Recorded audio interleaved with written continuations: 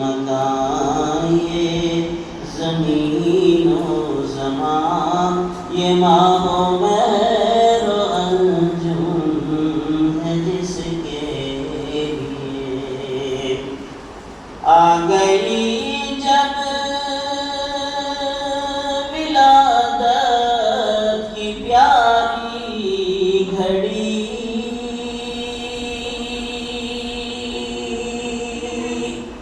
آسمان مسکرایا زمین ہنس پڑی، آ گئی جب ولادت کی پیاری گھڑی، آسمان مسکرایا زمین ہنس پڑی، نور والے کا صدقہ اتارا گیا، نور نے چاند تارے نچھاور کیے، نور والے کا صدقہ اتارا گیا، نور نے چاند تارے نچھاور کیے، اس نبی کی ولادت کے موقع پہ ہم کیوں نہ اپنے گھروں میں جلائے دیے، قافلے جب مدینے کو جانے لگے، آ گیا اپنی قسمت پہ رونا ہمیں، قافلے جب مدینے کو جانے لگے،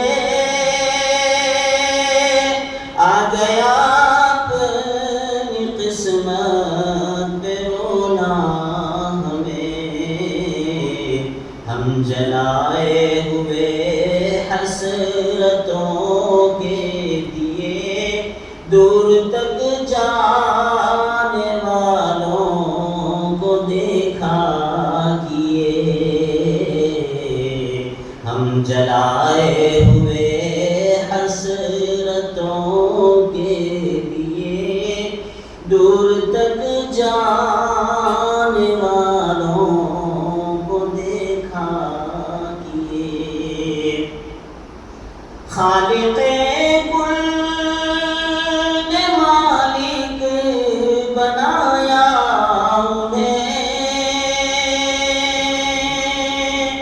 وہ ہے سرکار کل، وہ ہے مختار کل، خالق کل نے مالک بنایا انہیں، وہ ہے سرکار کل، وہ ہے مختار کل،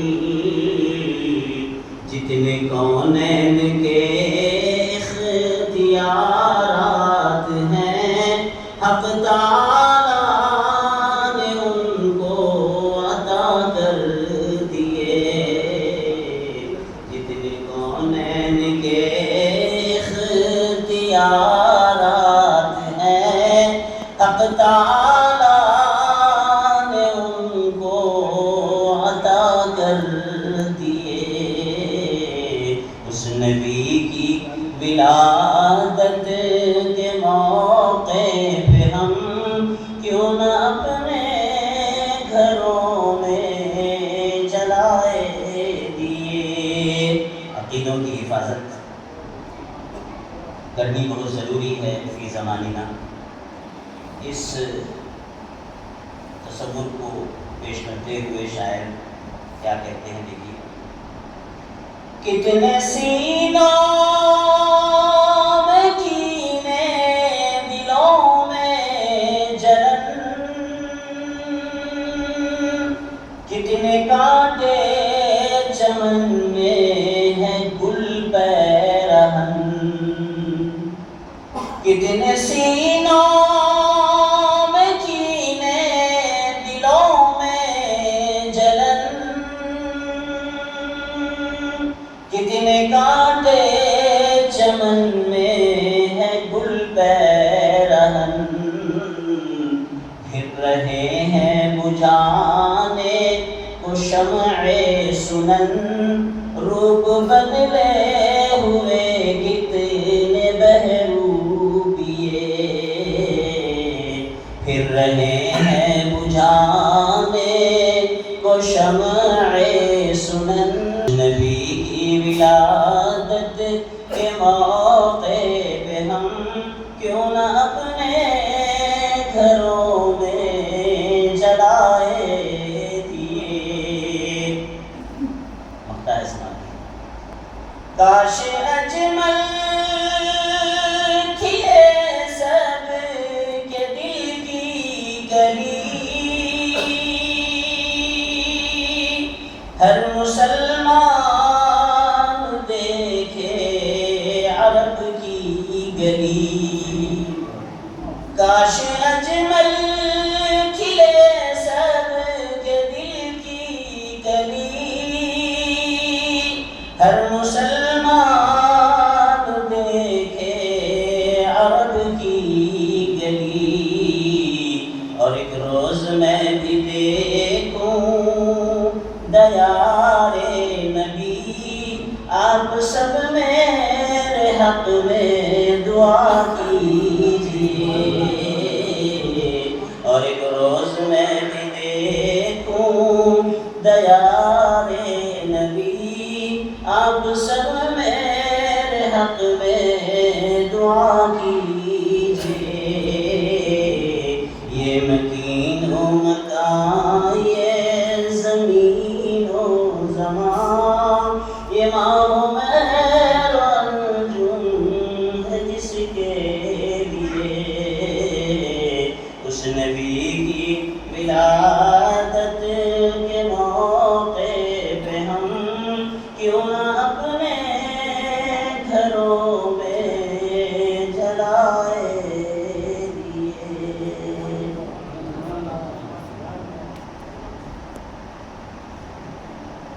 درود پاک پڑھیے اللہ۔ رسول آ رہے ہیں، سید الانبیاء آ رہے ہیں، صدر بز میں رسول آ رہے ہیں، سید الانبیاء آ رہے ہیں، ان کی خاک قدم چومنے کو، ان کی خاک قدم چومنے کو، چاند تارے جھکے جا رہے ہیں، ان کی خاک قدم چومنے کو،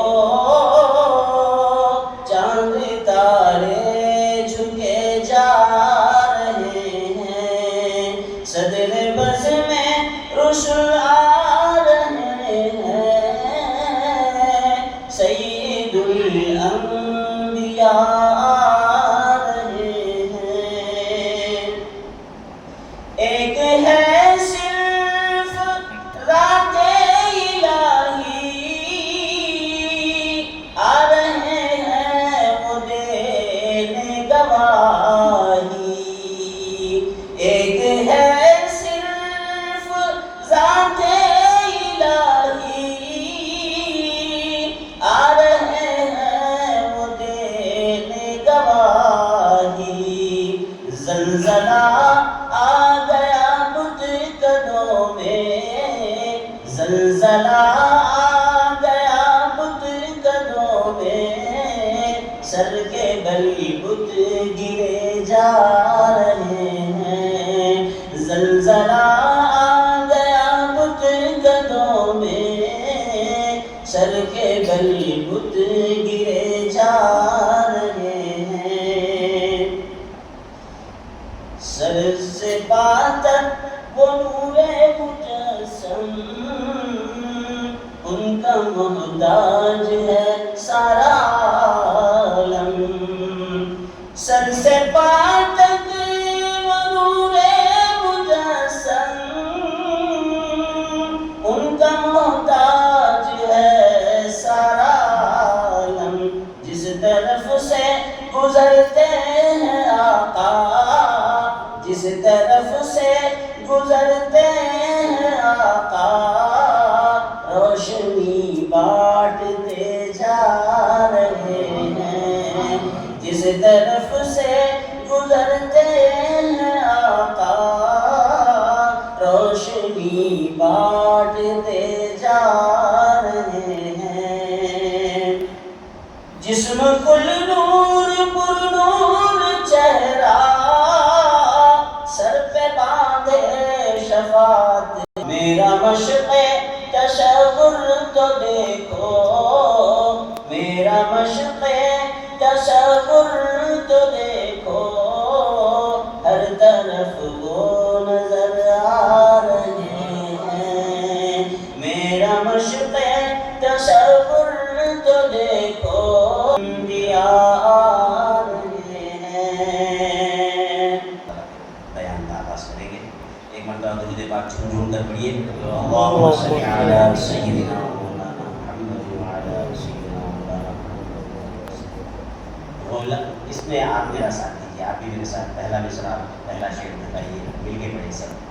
غلامو تم غلامی کا ہمیشہ حق ادا کرنا، غلامو تم غلامی کا ہمیشہ حق ادا کرنا، نمک آقا کا کھاتے ہو تو آقا سے وفا کرنا، نمک آقا کا کھاتے ہو تو آقا سے وفا کرنا، غلامو تم غلامی کا ہمیشہ حق ادا کرنا، نمک آقا کا کھاتے ہو تو آقا سے وفا کرنا، نبی کو یاد کرنا بھی حقیقت میں عبادت ہے، نبی کو یاد کرنا بھی حقیقت میں عبادت ہے، ادا کرتے رہو تم یہ عبادت مت قضا کرنا، ادا کرتے رہو تم یہ عبادت مت قضا کرنا، غلامو تم غلامی کا ہمیشہ حق ادا کرنا، نمک آقا کا کھاتے ہو تو آقا سے وفا کرنا۔ درود کتنا بھیجا جائے، سوال ہمیشہ یہ سامنے رکھتا ہے مسلمانوں کے لیے، آخر حضور پاک علیہ السلام پر کثرت درود پاک کا مفہوم کیا ہے، کتنا درود بھیجنا چاہیے؟ شاعر اس کو دو مصروں میں اس فلسفے کو کھولتے ہیں، بتاتے ہیں، درود پر سلام پر سلام پر درود پر، درود پر سلام پر سلام پر، یہی بس فجر ظہر و عصر مغرب عشاء کرنا، یہی بس فجر ظہر و عصر مغرب عشاء کرنا، غلامو تم غلامی کا ہمیشہ حق ادا کرنا، نمک آقا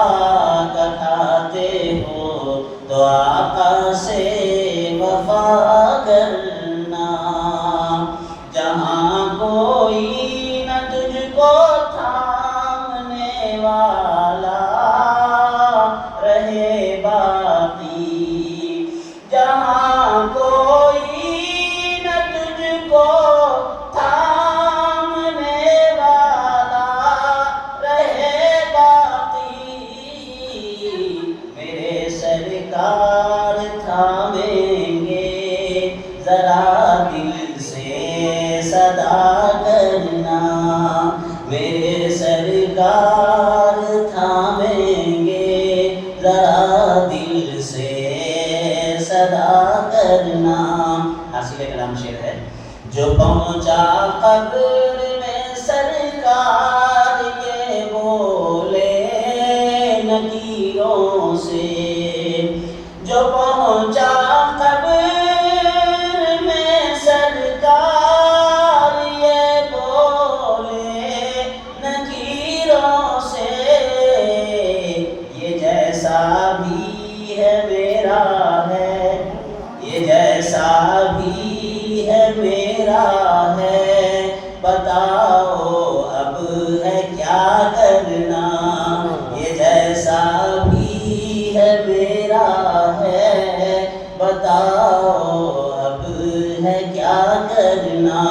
غلاموں تم غلامی کا ہمیشہ حق ادا کرنا.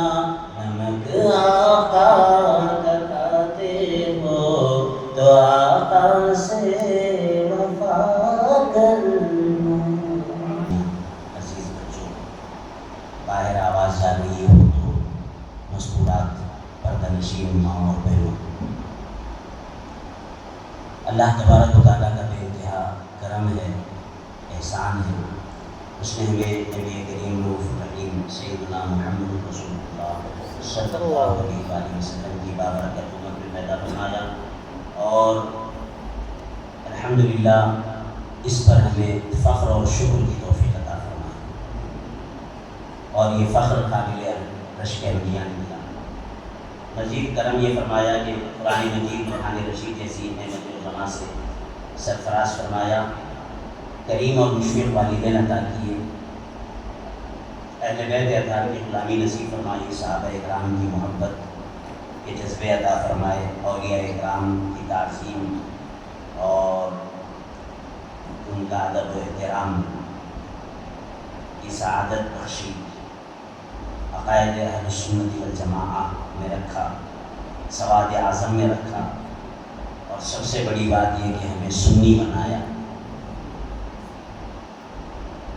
محفل میلاد کرنے والا بنایا، مجلس میلاد سجانے والا بنایا، اور میلاد کو تقاضۂ ایمانی سمجھنے والا بنایا، رب تبارک و تعالیٰ کے شکر کی بہترین سبیل سمجھنے والا بنایا. میلاد منانے کو اللہ تبارک و تعالیٰ کی بارگاہ میں شکر کرنے کی بہترین سبیل سمجھنے والا بنایا، اور حضور پاک نام کو اللہ تعالیٰ کی سب سے بڑی رحمت، سب سے بڑی نعمت اور سب سے بڑا فضل سمجھنے والا بنایا. اور یہ ساری چیزیں سمجھ کر اس کی بارگاہ میں شکر ادا کرتے ہوئے اس کے محبوب کا تذکرہ کرنے والا بنایا، ان کا ذکر جمیل کرنے والا بنایا، ان کے تذکار رسالت کو بیان کرنے سننے کے لیے اپنے گھر میں جمع فرمایا. ان تمام تر نعمتوں کے لیے ہم اس کی بارگاہ میں بے حد ممنون ہیں، بے حد شکر گزار ہیں. اللہ تعالیٰ ہمارا جمع ہونا قبول فرمائے. بقول کسے کہ محبوب کی محفل کو محبوب سجاتے ہیں، آتے ہیں وہی جن کو سرکار بلاتے ہیں. اب ہم نے بلانے کی جتنی کوشش کی وہ کر لی، ذرائع ابلاغ استعمال کیے، اور یہ الیکٹرانک میڈیا اس کا استعمال کرتے ہوئے کیا کہتے ہیں اس کو، ایک تو الیکٹرانک میڈیا ہوتا ہے اور ایک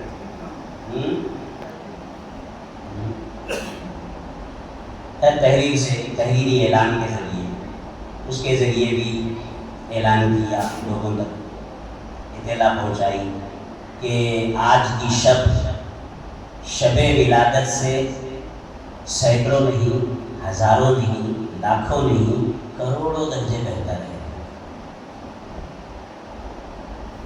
اب لیلۃ القدر میں، ماہ رمضان المبارک میں جو ہجوم، ازدحام، کثرت سے مسجدوں میں اللہ کے بندے آتے ہیں، بس یہی سے آزمائش ہے اللہ تعالیٰ کی کہ ہم نے وہ بتا دیا کہ وہ رات 1000 مہینوں سے بہتر ہے، تو اس کے ثواب کے لالچ میں کتنے بندے آتے ہیں، اور جس رات کی فضیلت کو ہم نے چھپایا اور چھپا کر تمہارے ایمان کا امتحان لیا کہ میرے حبیب کی ولادت کی شب تم کس ذوق شوق سے، کس جذبے سے اس شب کو مناتے ہو، یہ اللہ تعالیٰ گویا دیکھنا چاہتا ہے، اسی لیے اس کی اہمیت بتا دی، اس کو ظاہر نہیں فرمایا، نہ اس کا ثواب بتایا، نہ اس کا کوئی خاص اجر ڈکلیئر کیا، صرف اس لیے کہ اللہ تعالیٰ دیکھنا چاہتا ہے کہ کون ثواب کا لالچی ہے اور کون واقعی محبوب سے محبت کرنے والا ہے، اس کے محبوب سے، اس کے حبیب سے محبت کس کو؟ حضور کی ذات، حضور پاک علیہ السلام نے خود ارشاد فرمایا کہ میری ذات تمہارے لیے امتحان اور آزمائش ہے، میرے ذریعے تمہیں آزمایا جائے گا، تمہارے ایمانوں کا امتحان لیا جائے گا۔ صحابہ اکرام کو ایسے ایسے امتحانوں میں ڈالا گیا حضور پاک علیہ السلام کی نسبت سے، مگر اللہ کا بڑا کرم ہوا ان صحابہ اکرام پر کہ ان کے ایمان کو ضائع نہیں جانے دینا چاہتا تھا اللہ تعالیٰ، تو انہیں ہدایت عطا فرمائی۔ کیا ہدایت عطا فرمائی؟ کہ وہ سمجھ گئے کہ اللہ کے حبیب کا قرار واقعی مقام و مرتبہ کیا ہے، اس کی سمجھ صحابہ اکرام کو آ گئی، اور وہ قبلے چھوڑ کر حضور جدھر مڑ گئے ادھر مڑ گئے، ادھر حضور جدھر رخ کر دیے ادھر اپنا رخ کر لیے اور قبلہ چھوڑ دیے۔ بیت المقدس قبلہ عین حالت نماز میں مسجد بنو سلمہ میں ظہر کی نماز ہے، 2 رکعتیں ادا ہو چکی ہیں، حضور پاک علیہ السلام کا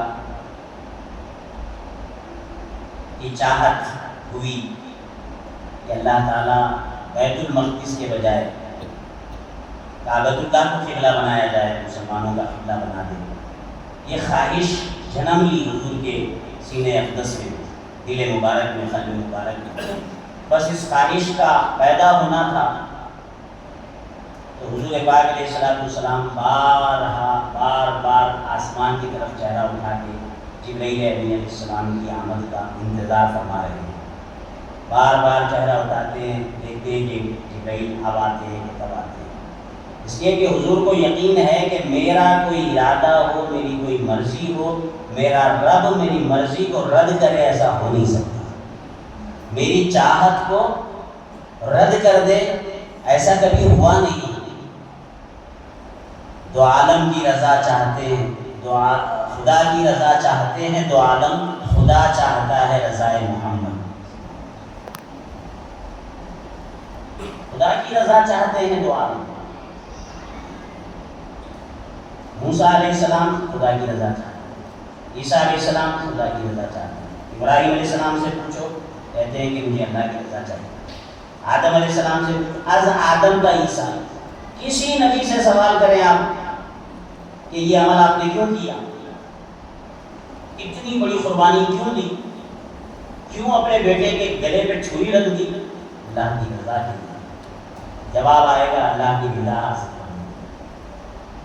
اے عیسیٰ روح اللہ علیہ السلام، آپ نے بچپن میں کتنے تانے سنے ہوں، کیسی کیسی تہمتیں آپ کی ماں پر لوگوں نے لگائے ہوں،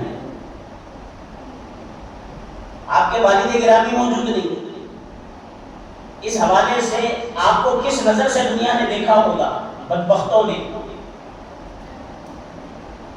بے نصیبوں نے آپ کو کس نگاہ سے دیکھا ہوگا، نہ صرف دیکھا بلکہ زبانوں سے کہہ دیا، یا مریم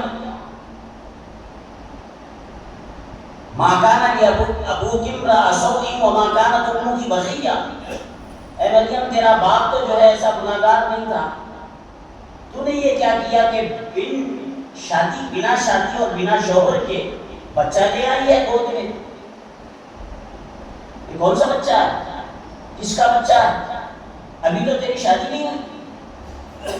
یا اخت ہارون، اے ہارون کی بہن، ما کان ابوک امرأ سوء وما کانت امک بغیہ، نہ تیرے باپ گناہگار تھے، نہ تیری ماں کوئی جو ہے بری عورت تھی، پھر یہ بچہ کہاں سے لائی؟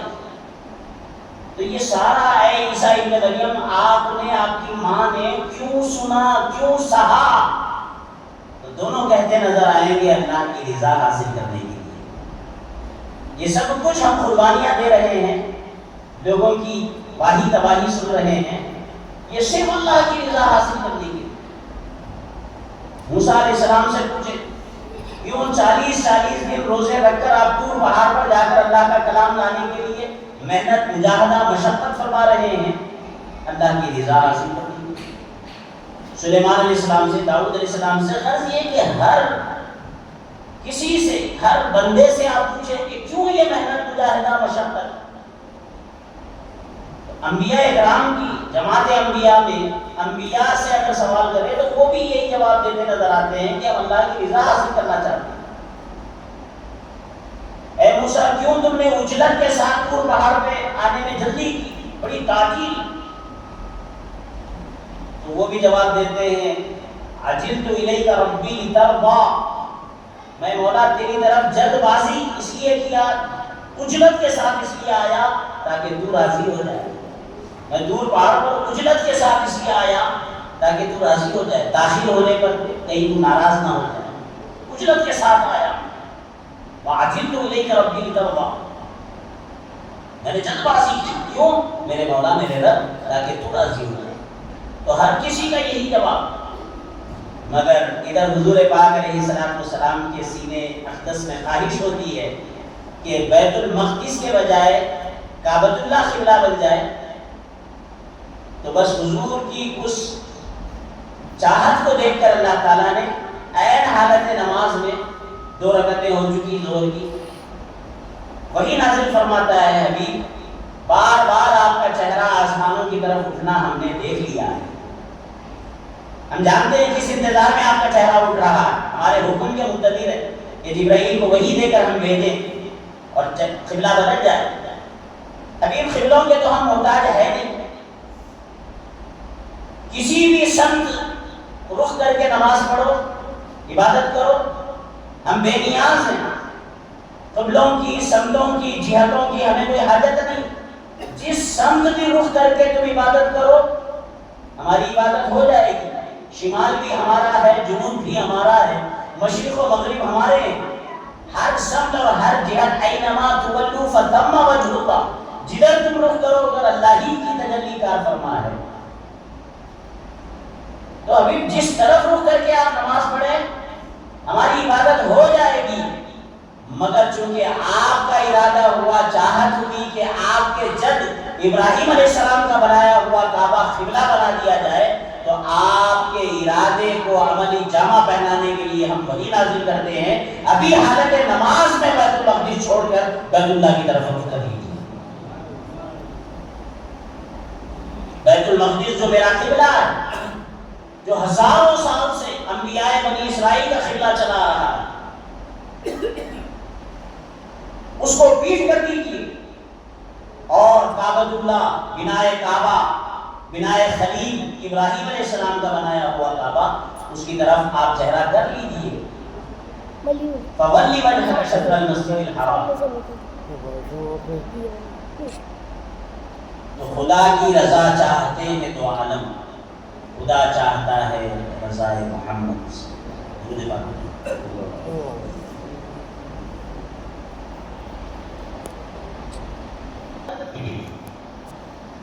میں ازدحام اس لیے نظر آتا ہے، مساجد بھری نظر آتی ہیں، ایک تو ماہ رمضان مبارک کا نور،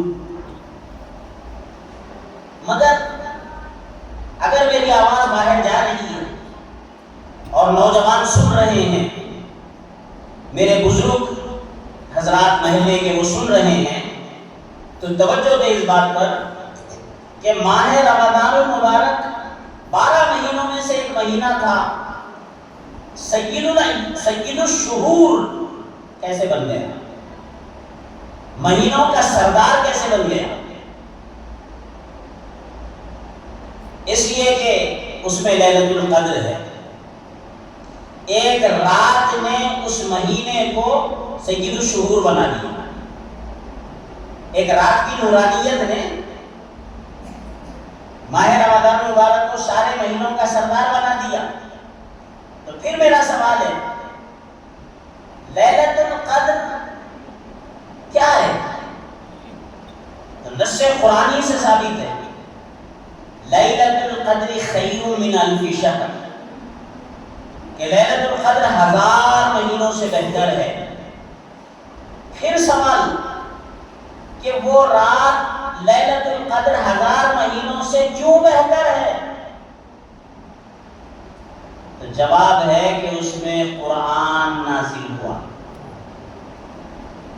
نسبت نزول قرآن کے باعث جس شب میں قرآن نازل ہوا اس شب کو برکت دے دی گئی، 1000 مہینوں سے بڑھ کر فضیلت عطا کر دی گئی اس ظرف کو جس میں وہ مظروف قرآن اترا۔ تو ذرا اندازہ کرنا کہ جب ظرف کی برکتوں کا یہ عالم ہے تو مظروف کی برکتوں کا عالم کیا ہوگا؟ یعنی لیلۃ القدر 1000 مہینوں سے بہتر ہے، تو اللہ کے کلام کی کیا شان ہوگی کہ جس شب میں وہ نازل ہوا تو اس کے نزول کے باعث اللہ نے اس شب کو 1000 مہینوں سے بہتر بنا دیا۔ اس کلام کی عظمتوں کا عالم تھا اللہ کے کلام۔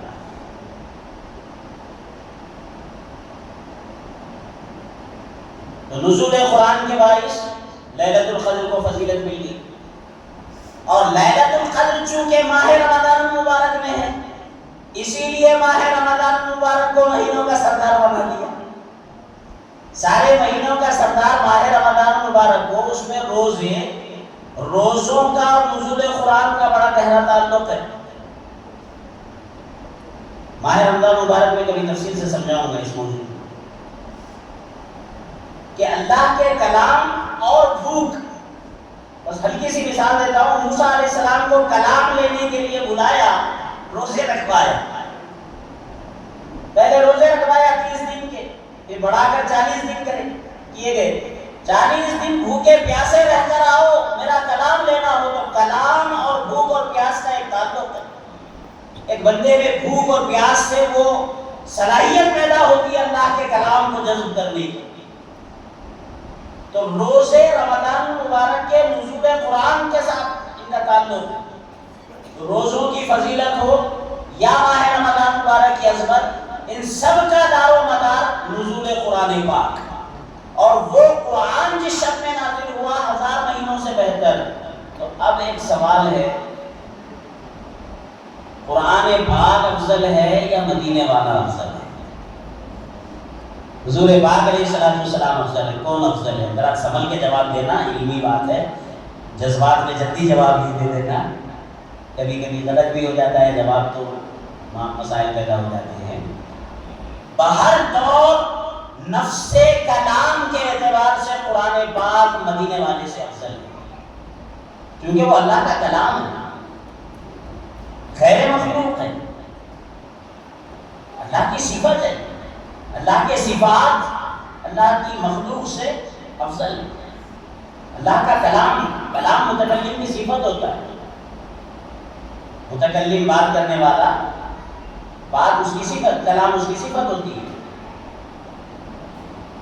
لیکن علماء نے بڑا اچھا عاشقانہ جواب دیا عاشقوں کو کہ ایمان جلا پاتا ہے اس جواب سے، ایمان میں تازگی پیدا ہوتی ہے۔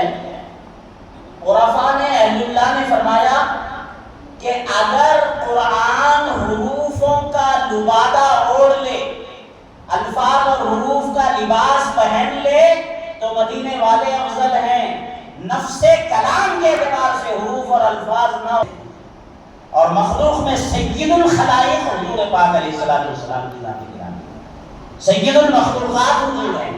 وہ سیاہی، وہ حروف، وہ کاغذ، وہ مصحف، یہ سب مخلوق ہیں۔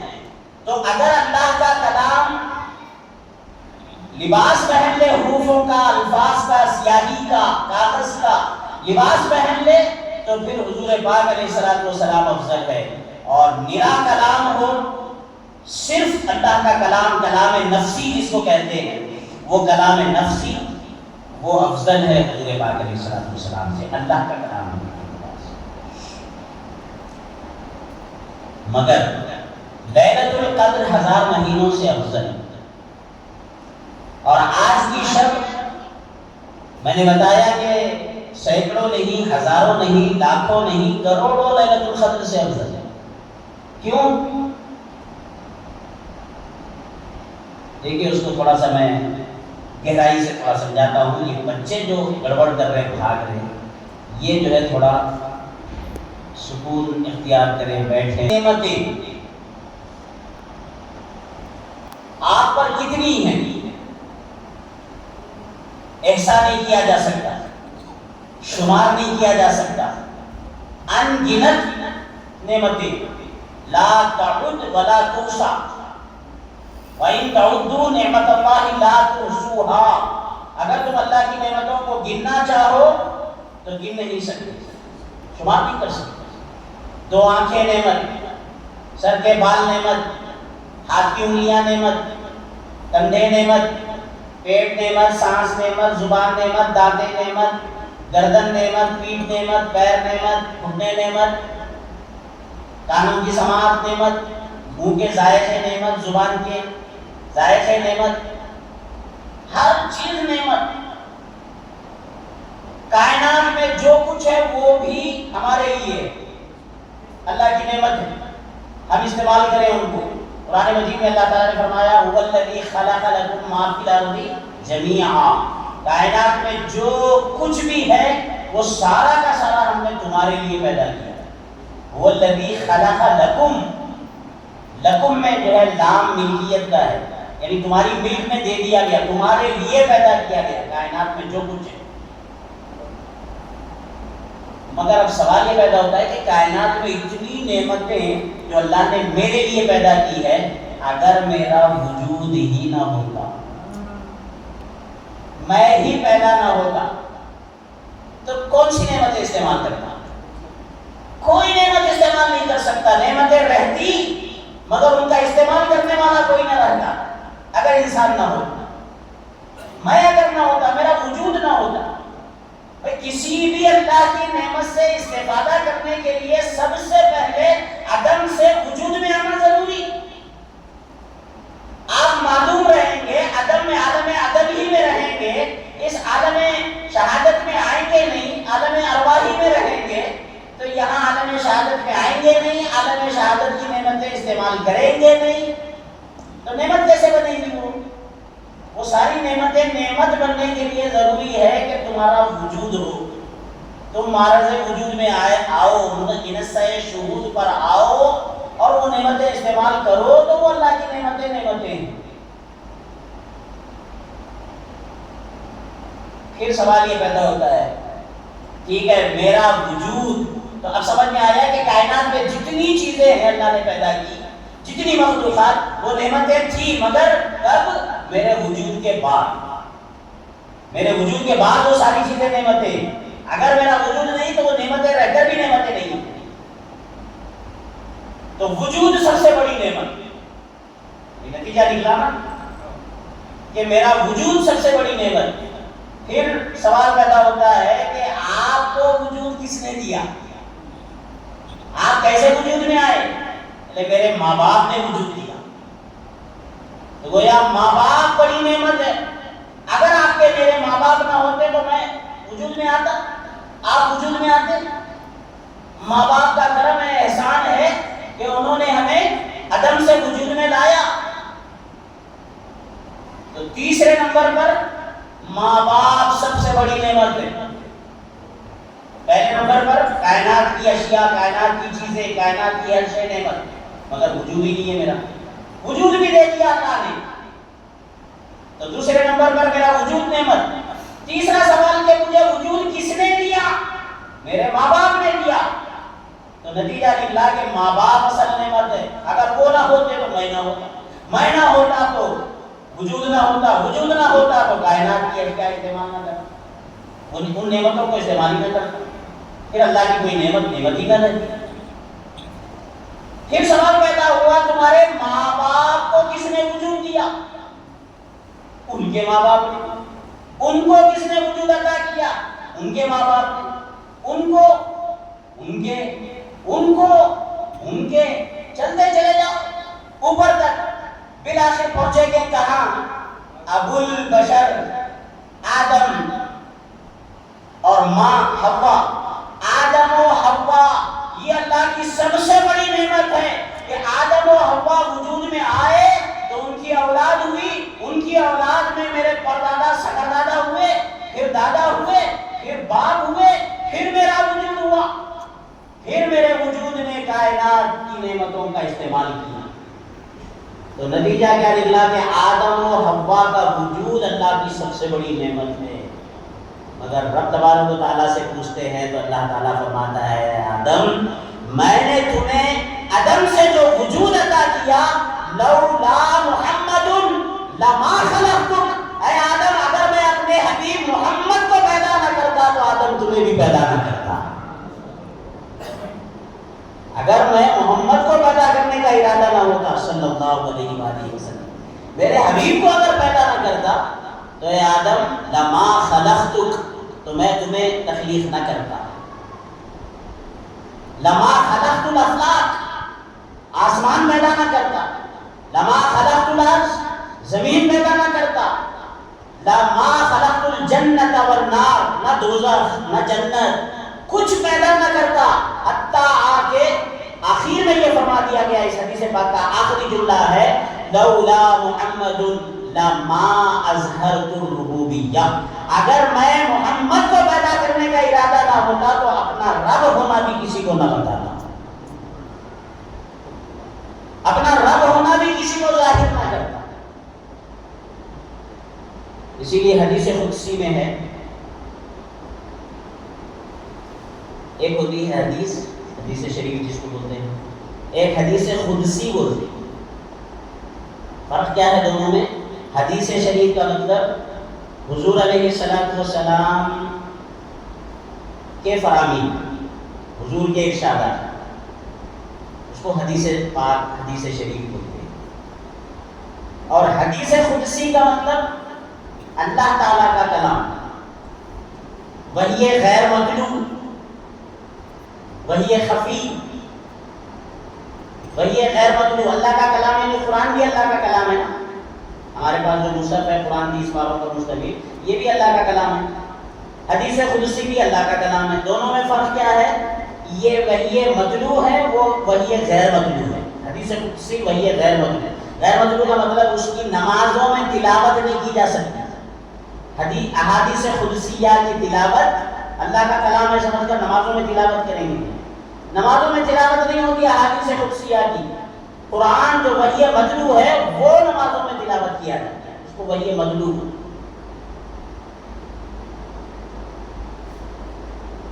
تو حدیث شریف، حدیث پاک الفاظ حضور کے، معنی اللہ کے، معنی اللہ کے ہوتے ہیں، کیونکہ حضور اپنی طرف سے کچھ کہتے ہی نہیں، اپنی خواہش نفس سے کبھی کچھ کہتے نہیں. وہ وہی کہتے ہیں جو ان پر وحی کی جاتی ہے. میرے حبیب اپنی خواہش نفس سے کچھ نہیں کہتے. ما ینطق عن الہوی ان هو الا وحی یوحی، وہ وہی کہتے ہیں جو ان پر وحی کی جاتی ہے. جو وحی کی جاتی ہے وہ بولتے ہیں، اپنی خواہش نفس سے کچھ نہیں بولتے. حضرت عمر بن العاص رضی اللہ تعالیٰ عنہ، توجہ دیجیے بڑھیا، وہ حضور پاک علیہ السلام کے ارشادات لکھتے تھے، لکھ لیتے تھے. جو حضور فرماتے لکھ لیتے، جو فرماتے لکھ لیتے. عمر بن العاص رضی اللہ عنہ. تو کسی نے کہا کہ آپ ایسا نہ کرو، آپ حضور کی ہر بات لکھ لیتے ہیں، ایسا مت کرو، اس لیے کہ حضور بشر ہیں. آپ اس کی گہرائی تک پہنچیے. وہ کوئی سنی نہیں تھا، کوئی صحابی نہیں تھا. اس سے پتا چل رہا ہے کہ وہ صحابی نہیں ہو سکتا، ایسی سوچ رکھنے والا صحابی نہیں ہو سکتا، کوئی منافق تھا. اس منافق نے کہا کہ تم محمد بن عبداللہ کی ہر بات کو لکھ لیتے ہو. ایسا مت کرو اس لیے کہ وہ انسان ہیں، کبھی غصے میں رہتے ہیں، کبھی اچھے موڈ میں رہتے ہیں، کبھی کچھ موڈ میں رہتے ہیں. اگر خراب موڈ میں رہیں گے تو جو ان کے منہ سے نکلے گا لکھ لو گے تو خراب موڈ میں خراب الفاظ نکلیں گے. اچھا موڈ رہا تو اچھی باتیں کریں گے تو اچھے الفاظ ہوں گے. لیکن غصہ ہوگا تو اپنے اوپر قیاس کر رہا ہے حضور کو. جیسے ہمارا وتیرہ ہے نا کہ ہم اچھا موڈ ہے تو بڑی پیاری باتیں کرتے، موڈ خراب ہے تو گالیاں نکلتی ہیں بڑی بڑی. غصہ آ جائے اگر تو موڈ پر انحصار ہے گفتگو کا. موڈ اچھا تو گفتگو اچھی، موڈ خراب تو گفتگو خراب. تو پتہ نہیں وہ انسان ہے، ان کا موڈ کب کیسا رہتا ہے. تم جو ان کے زبان سے نکلتا ہے لکھ لیتے ہو. آگے چل کے امت تک پہنچے گا یہ آپ کا لکھا ہوا، یہ تحریر آگے پہنچے گی، قیامت تک آنے والے مسلمانوں تک پہنچے گی تو ان کے لیے مسائل پیدا ہوں گے کہ کس حکم پہ عمل کرنا ہے، کون سی بات حضور نے خوش مزاجی میں کہی، کون سی ناراضگی میں کہی، کس پہ کس کو چھوڑنا ہے، کس کو پکڑنا ہے. مسائل پیدا ہوں گے. ہر بات نہ لکھ لیا کرو ان کی. تو وہ صحابی جو جیسا بولا ویسا سن لیے، کان کے کچے نہیں تھے. وہ سیدھے حضور پاک علیہ الصلوۃ والسلام کی بارگاہ میں آئے، عرض کرنے لگے یا رسول اللہ لوگ ایسا بول رہے ہیں، لوگ ایسا کہہ رہے ہیں کہ میں آپ کی ہر بات کو نہ لکھوں کیونکہ آپ انسان ہیں، بشر ہیں اور کب کیا بول دیں پتہ نہیں. تو ہر بات نہ لکھو، ایسا بعض لوگ بول رہے ہیں، میرے لیے کیا حکم ہے. تو توجہ دیجیے، حضور پاک علیہ الصلوۃ والسلام الا حقا، اس سے سوائے حق کے کچھ نہیں نکلتا. اکتب، لکھا کرو، لکھا کرو. ڈرو مت، پریشان نہ ہو لوگوں کے کہنے سے کہ میری زبان سے سوائے حق کے کبھی کچھ نہیں نکلتا. حق سے حق ہی تو نکلے گا.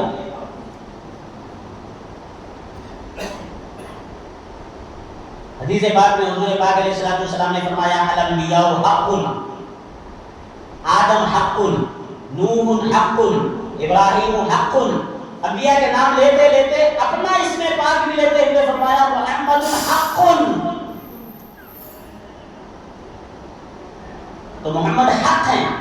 اور وہ مشہور حدیث جس نے مجھے خواب میں، جس نے مجھے دیکھا، یاد ہے الفاظ کسی کو تو بولیے، جس نے مجھے دیکھا اس نے حق کو دیکھا. جس نے مجھے دیکھا اس نے حق کو دیکھا. تو حق جب خود کو حضور فرما رہے ہیں تو حق کی زبان سے حق ہی نکلے گا. اسی لیے اللہ تعالیٰ نے فرمایا ما ينطق عن الهوى، میرے محبوب اپنی ہوا سے، اپنی خواہش سے کچھ نہیں کہتے. ان ہوا الا وحی یوحا، وہ وہی بولتے ہیں جو ان پر اللہ کی بارگاہ سے حکم کیا جاتا ہے، وہی نازل کی جاتی ہے، وہی بولتے ہیں.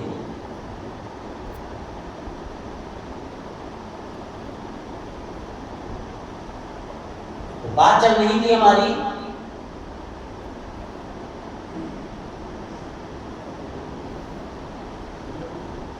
لیلۃ القدر 1000 مہینوں سے بہتر ہے.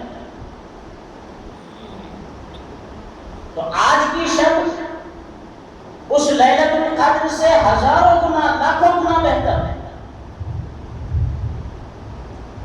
تو ترتیب سمجھ میں آ گئی نا آپ کو کہ وجود، ماں باپ کا وجود، پھر اوپر آبا و اجداد، وہ نعمت ہمارے لیے، ہمارے وجود کے لیے نعمت. پھر آدم علیہ السلام اصل وجود، ابو البشر، ساری بشریت کے باپ، انہی سے سارے وجود ہے.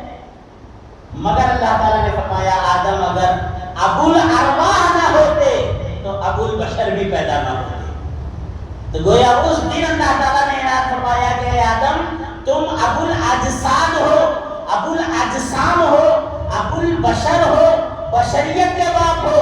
میرا محمد ابو الارواح ہے، ارواح روحوں کا باپ میرے محمد، میرے حبیب ہے، وہ روحوں کے باپ ہیں.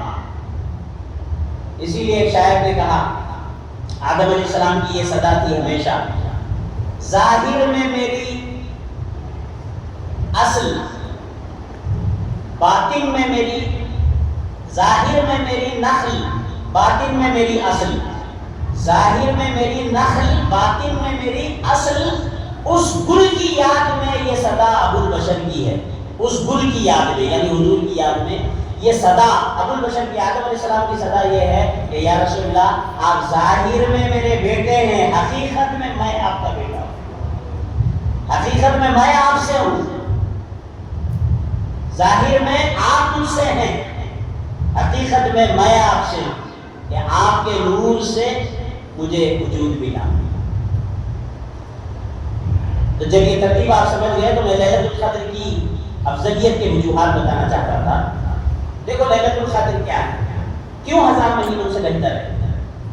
اس لیے کہ قرآن نازل ہوا اور شب ولادت مصطفیٰ میں صاحب قرآن پیدا ہوا، قرآن پیدا ہوا تو قرآن نازل ہوا، صاحب قرآن پیدا ہوا، صاحب قرآن کو اگر اللہ پیدا نہ کرتا تو قرآن کس کے قلب پر اترتا؟ قرآن حضور کے قلب اطہر پر نازل ہوا، تو قلب مصطفیٰ ظرف کے طور پر پہلے ہونا ضروری تھا، تبھی تو قرآن اس ظرف میں اتارا جاتا۔ تو حضور پاک علیہ السلام صاحب قرآن ہے اور وہ قرآن ہے۔ ایک وجہ تو یہ کہ قرآن اور صاحب قرآن کا فرق۔ دوسرا فرق اس لیے لیلۃ القدر افضل ہے کہ لیلۃ القدر میں ملائکہ اترتے، سورہ قدر میں اللہ تعالیٰ نے فرمایا تنزل الملائکۃ والروح، کہ اس رات لیلۃ القدر میں رمضان مبارک کی 27ویں شب میں، 26 رمضان گزرنے کے بعد 27ویں شب لگتی ہے تو لیلۃ القدر ہے، اس میں تنزل الملائکہ فرشتے اترتے، والروح اور روح اترتے، یعنی جبرائیل امین۔ جبرائیل امین علیہ السلام ہزاروں لاکھوں کروڑوں پتہ نہیں انگنت فرشتوں کے ساتھ زمین پر اترتے، کتنی کثرت کے ساتھ